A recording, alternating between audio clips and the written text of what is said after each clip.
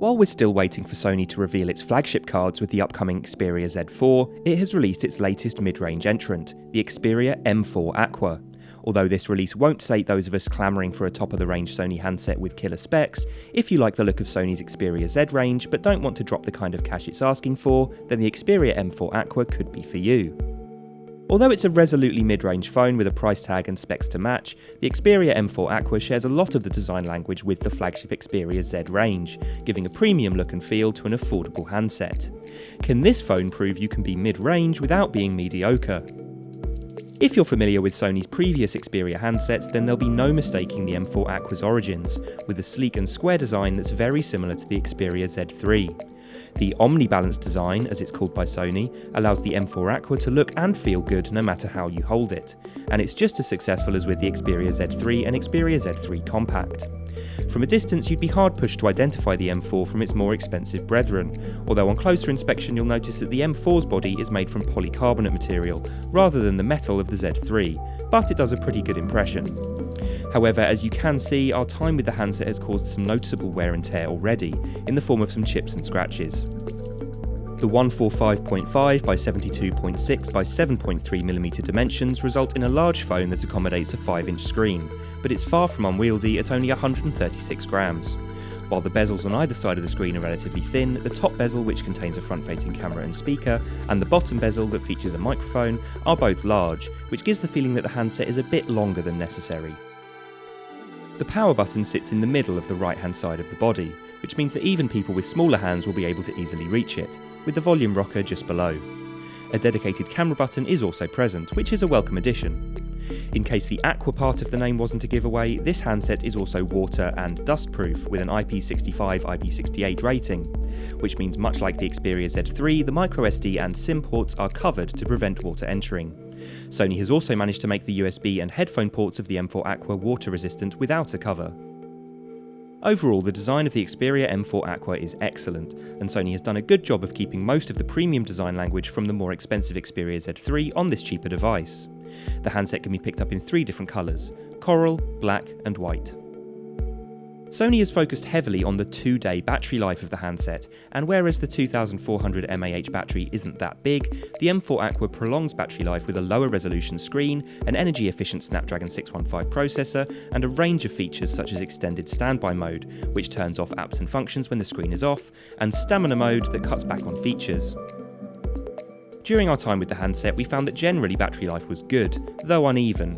When only making phone calls, texts and checking emails, we were often left with 60% remaining at the end of the day, but web browsing, both over Wi-Fi and 4G, depleted the battery much quicker, with a drop of around 20% after only 15 minutes of browsing. The M4 Aqua does do a fair job of holding onto battery life when used in certain circumstances, but not so well in others. You can also enable Ultra Stamina mode, which cuts down the M4 Aqua's functionality to just the core features, such as making calls and messages, which should give you enough time to reach a charger. The Xperia M4 Aqua's 5-inch screen is a big selling point, and as with other Xperia devices, Sony has put in some tricks and hardware that it picked up creating displays for its Bravia range of high-definition TVs. Although only 720p at 294 ppi, Sony has done an excellent job of ensuring that it still looks bright and vibrant, and unless you compare it side by side with a handset that packs more pixels per inch, you'd really be hard-pushed to complain about the screen. The IPS panel also provides excellent viewing angles, so you don't have to stare at the screen dead on to see what's being displayed. Not only does the screen look good, but it's fast and responsive to touch gestures, and the scratch-resistant glass proved very resilient. Combined with the waterproof design, the M4 Aqua feels like a robust smartphone you'd happily take out and about with you. Although on the outside the Xperia M4 Aqua does a good job of looking more expensive than it actually is, the hardware inside makes it clear that this is definitely a mid-range smartphone. That means we have a modest Snapdragon 610.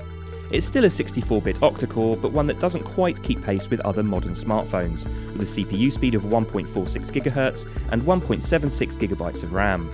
It does mean that the M4 Aqua can be sold at a compellingly low price, though it also results in compromises to the overall performance and user experience, for example frequent pauses as we opened apps and scrolled through menus.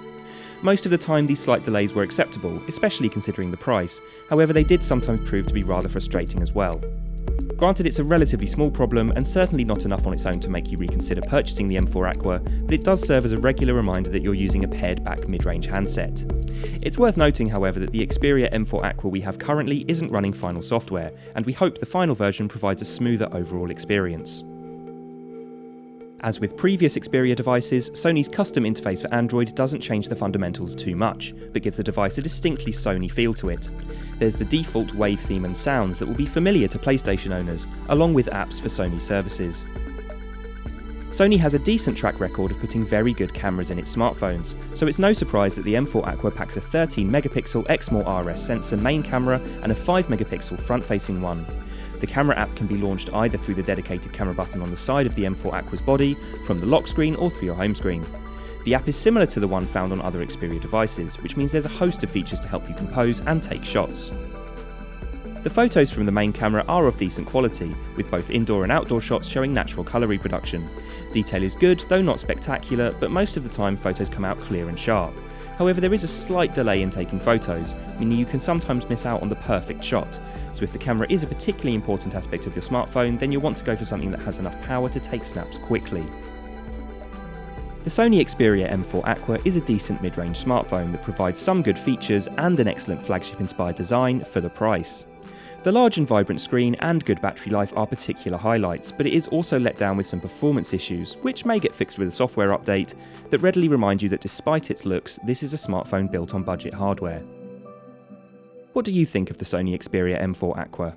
Let us know in the comments, and don't forget to like and subscribe for more tech news, reviews, previews and features.